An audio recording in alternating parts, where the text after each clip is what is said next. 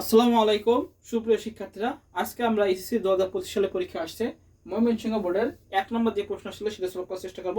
তো আমরা একটু প্রশ্নটা দেখিনি, যাদের কাছে প্রশ্ন নেই তারা স্ক্রিনশট দিয়ে রেখে, যাদের কাছে আছে তাদের কাছে তো আছে। তো আমরা একটু দেখিনি। এই যে প্রশ্ন ছিল ময়মনসিংহ বোর্ড 2025 সালের 1 নং প্রশ্ন। আচ্ছা, প্রথমে আমরা দৃশ্যকল্প 1 দেখতে পাচ্ছি। এই যে কি দিয়ে আছে, দৃশ্যকল্প 1 ইনপুট স্তর, লুকায়িত স্তর এবং আউটপুট স্তর। এইটা কিন্তু একমাত্র কিসে হয়? এটা একমাত্র হয় আর্টিফিশিয়াল নিউরাল নেটওয়ার্ক। হ্যাঁ, আর্টিফিশিয়াল নিউরাল নেটওয়ার্কে এটা কিন্তু হয় ইনপুট, লুকায়িত এবং আউটপুট স্তর। আর এখানে মলিকুলার মেডিসিন জিনিস হবে প্রথমেই কিন্তু বইয়ের একদম আমাদের এই বইতে আছে মলিকুলার মেডিসিন কোথায় ব্যবহার হয়। হ্যাঁ, একদম ডাইরেক্ট কিন্তু বইতে আছে। যে কিছু কিছু ব্যবহার করা হয়। তারপর আছে জিন ম্যাপিং ফাইন্ডিং, জিন ফাইন্ডিং। হ্যাঁ, তারপর হলো জিন থেরাপি। এগুলো কিসে ব্যবহার করা হয়? এগুলো কিন্তু আমাদের বইতে একদম হুবহু আছে। তো এগুলো আমাদের কিসে ব্যবহার করা হয়? এগুলো আমাদের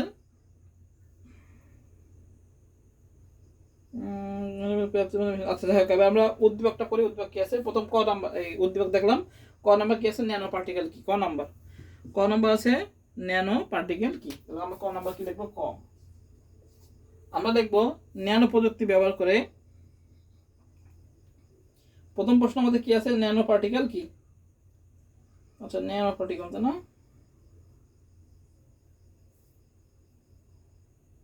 আচ্ছা, আমরা লিখবো ন্যানো প্রযুক্তি ব্যবহার করে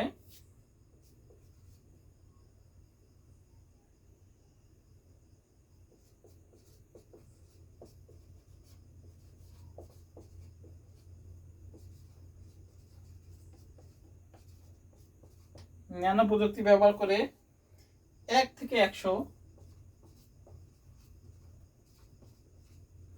ন্যানো প্রযুক্তি ব্যবহার করে 1 থেকে 100 ন্যানোমিটার আকৃতির তৈরিকৃত বস্তু হলো ন্যানো পার্টিকেল। আচ্ছা, 1 থেকে 100 ন্যানোমিটার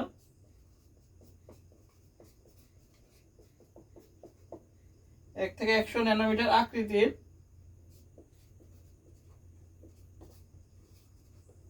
তৈরিকৃত বস্তুই হলো ন্যানো পার্টিকেল। কি? Nano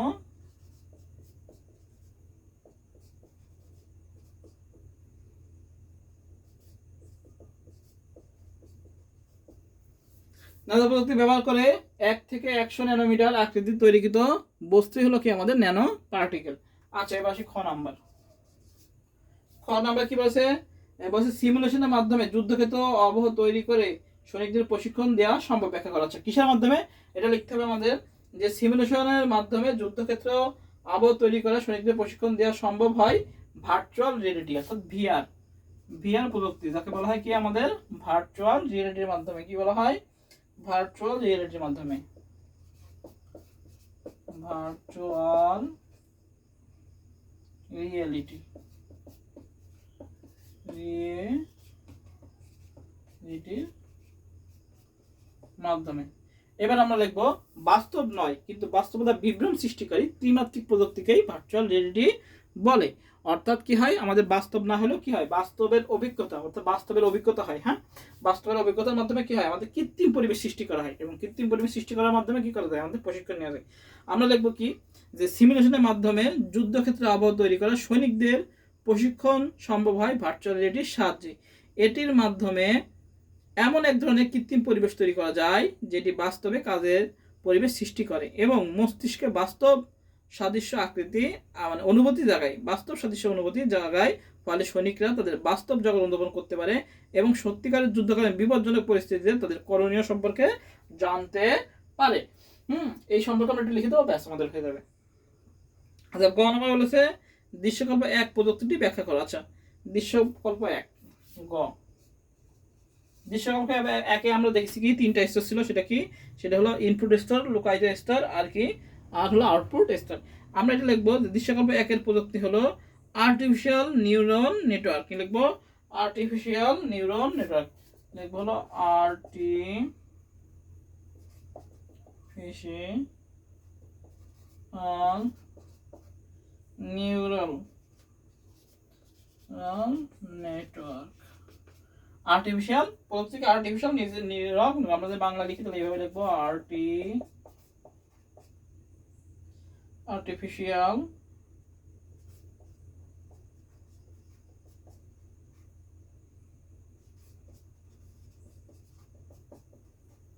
neural network.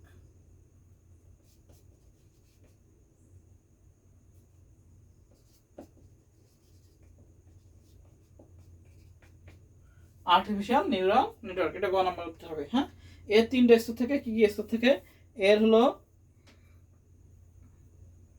বলতে পারি আমরা আর্টিফিশিয়াল, এই যে আর্টিফিশিয়াল নিউরাল নেটওয়ার্ক, এটা হলো কৃত্রিম প্রযুক্তি, অর্থাৎ এল একটির উপশাখা, এল এর একটি উপশাখা। আর্টিফিশিয়াল এই আর্টিফিশিয়াল ইন্টেলিজেন্স, এ এল না সরি এআই, এল কেন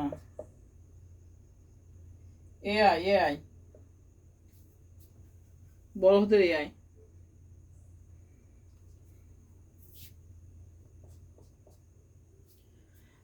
আচ্ছা, আমরা লিখতে পারি হলো কি লিখবো আমরা, চিত্র 1 দৃশ্যকল্প 1, দৃশ্যকল্পের প্রযুক্তি ব্যাখ্যা করা আছে, লিখবো হলো দৃশ্যকল্প প্রযুক্তিটি হলো artificial neural network. Artificial neural network হলো কৃত্রিম বুদ্ধিমত্তার একটি উপশাখা যা মানুষের মস্তিষ্কের স্নায়ুতন্ত্রের কার্যপদ্ধতি অনুসরণ করে তৈরি করা হয়েছে বা হয়ে থাকে। এটি ডেটা থেকে শিখতে, প্যাটার্ন শিখতে এবং জটিল সমস্যা সমাধানে সক্ষম। এএনএন মূলত বিপুল পরিমাণ ডেটা প্রক্রিয়াকরণের মাধ্যমে নির্দিষ্ট কাজ সম্পাদনের জন্য ডিজাইন করা হয়, যেমন চিত্র শনাক্তকরণ, প্রাকৃতিক ভাষা প্রক্রিয়াকরণ। এবং এই নিউরাল নেটওয়ার্কের মূলত 3টি স্তর প্রধান বিভক্ত হয়। সেটা কি ইনপুট স্তর, যার মাধ্যমে কি করা হয় যে এই স্তরের বাইরে থেকে সমস্ত তথ্য এবং ডেটা গ্রহণ করে ডেটাকে সরাসরি লুকায়িত স্তরে পাঠায়। এবার কি লুকায়িত স্তর, ইনপুট স্তর থেকে ডেটা আসার পর সেগুলো লুকায়িত স্তরে প্রবেশ করে। এটি হলো নিউরাল নেটওয়ার্কের মূল চিন্তাভাবনা ও বিশ্লেষণের জায়গা। এবার 3 নম্বর কি আউটপুট স্তর, সেটা কি করে এই স্তরটি লুকায়িত স্তর থেকে প্রাপ্ত চূড়ান্ত প্রক্রিয়া যেটা গ্রহণ করে এবং একটি নির্দিষ্ট আউটপুট তৈরি করে। মোটামুটি এই সম্পর্কে লিখে দেবো, ব্যাস আমাদের শেষ। আচ্ছা, গ নম্বর কি বলছে, বলছে দৃশ্যকল্প 2 এর প্রয়োগের সাথে সম্পর্কিত প্রযুক্তি আছে। দৃশ্যকল্প 2 এর উল্লেখিত প্রয়োগ সমূহের ক্ষেত্রে সম্পর্কিত প্রযুক্তি এর জীবের জিন স্থানান্তরের জন্য কাঙ্ক্ষিত বৈশিষ্ট্য প্রাপ্তির পদ্ধতি থেকে ভিন্নতর বিশ্লেষণ করা। আচ্ছা, ঘ নাম্বার।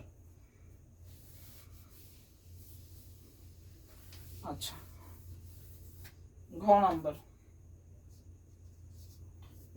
ঘ নাম্বার বলেছিল আমাদের যে দৃশ্যকল্প 2 এর উল্লেখিত প্রয়োগ সমূহের সাথে সম্পর্কিত প্রযুক্তি হলো বায়ো ইনফরমেটিক্স, আর জীবের যে জিন স্থানান্তরের কাঙ্ক্ষিত বৈশিষ্ট্য বা প্রযুক্তি হলো জেনেটিক ইঞ্জিনিয়ারিং। একটা হলো বায়ো ইনফরমেটিক্স, একটা হলো কি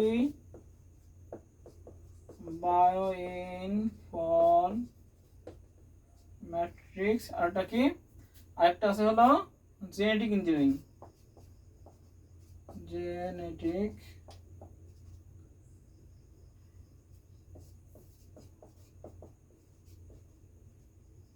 এগুলো তো সব নিজের মতো লিখতে হবে, ইঞ্জিনিয়ারিং এগুলো কিছু বলার নেই। একটা বায়োমেট্রিক্স এবং বায়ো জেনেটিক বলেছে। দৃশ্যকল্প 2 হলো আমাদের বায়ো ইনফরমেট্রিক্স, আর হলো জিন যে স্থানান্তর ওইটা প্রযুক্তি হলো কি, ওটা হলো জেনেটিক ইঞ্জিনিয়ারিং। অবশ্যই দুটো ভিন্নতার, আমরা দুটোকে যদি আমরা ভিন্নতার করি তাহলে আমরা এইভাবে লিখতে পারি যে হলো দৃশ্যকল্প 2 এর উল্লেখিত প্রয়োগ সমূহের সাথে সম্পর্কিত প্রযুক্তি হলো বায়ো ইনফরমেটিক্স, আর জীবের জিন স্থানান্তরের যে কাঙ্ক্ষিত বৈশিষ্ট্যের প্রযুক্তিটি হলো জেনেটিক ইঞ্জিনিয়ারিং। বায়ো ইনফরমেটিক্স ও জেনেটিক ইঞ্জিনিয়ারিং দুটি ভিন্ন অথচ একে অপরের পরিপূরক প্রযুক্তি। উভয় জীববিজ্ঞানের আধুনিক শাখা হলেও তাদের কাজের পদ্ধতি, লক্ষ্য এবং প্রয়োগের ক্ষেত্রে সুস্পষ্ট পার্থক্য রয়েছে। যেমন মূল লক্ষ্য যদি আমরা বায়োমেট্রিক্সের ধরি, এবার আমরা শর্টকাটে সুন্দর করে লিখে দেবো। মূল লক্ষ্য কি, জৈবিক বায়োইনফরমেটিক্সের হলো জৈবিক ডেটা বিশ্লেষণ ও জ্ঞান আহরণ করা, আর জেনেটিক ইঞ্জিনিয়ারিং কি, জীবের জেনেটিক উপাদান পরিবর্তন করে নতুন বৈশিষ্ট্য তৈরি করা। এর পদ্ধতি কি, বায়োইনফরমেটিক্সের পদ্ধতি কি, বায়োইনফরমেটিক্স হলো প্রধানত কম্পিউটার ভিত্তিক ডেটা বিশ্লেষণ ও মডেলিং করা, আর জেনেটিক ইঞ্জিনিয়ারিং কি প্রধানত ল্যাব ভিত্তিক, যেমন ডিএনএ ম্যানিপুলেশন করা। এবার প্রধান টুলস কি, আমরা দেখতে পারি কম্পিউটার অ্যালগরিদম, সফটওয়্যার, ডেটাবেস পরিসংখ্যান ইত্যাদি। আর হলো এর কি, এর হলো ভেক্টর, তারপর হলো রেস্ট্রিকশন এনজাইম ইটিসি আর কি এগুলো। আর ডেটা ফোকাস কি, যে ডেটা থেকে প্যাটার্ন সম্পর্ক খুঁজে বের করা যায়, এর হলো জীবের কার্যকারিতা বা বৈশিষ্ট্য পরিবর্তন করা। আর আউটপুট কি, অন্তর্দৃষ্টি বা পূর্বাভাস বা ডাটাবেস বিশ্লেষণ, রিপোর্ট প্রদান, বায়োইনফরমেটিক্সের। আর জেনেটিক কি, ইঞ্জিনিয়ারিং কি, পরিবর্তিত জীব, নতুন প্রোটিন এবং নতুন জিন তৈরি করা, নতুন উদ্ভিদ তৈরি করা। এরকম করে আমরা পার্থক্য লিখে দেবো এবং লিখবো যে উপরে আলোচনার মতো উপরের আলোচনা হতে দেখা যায় যে তথ্য ব্যবহার ও বিশ্লেষণের ক্ষেত্রে বায়োইনফরমেটিক্স ও জেনেটিক ইঞ্জিনিয়ারিং পরস্পর সম্পর্কিত হলেও তাদের কাজের ক্ষেত্রে, উদ্দেশ্য এবং কার্যপদ্ধতির দিক থেকে এদের ভিতর ভিন্নতা রয়েছে। মোটামুটি এরকম সম্পর্কে নিজেদের মধ্যে লিখে দেবো, তাহলে আমাদের হয়ে যাবে। তাহলে এই হলো আমাদের ময়মনসিংহ বোর্ড 2025 সালের 1 নং সব।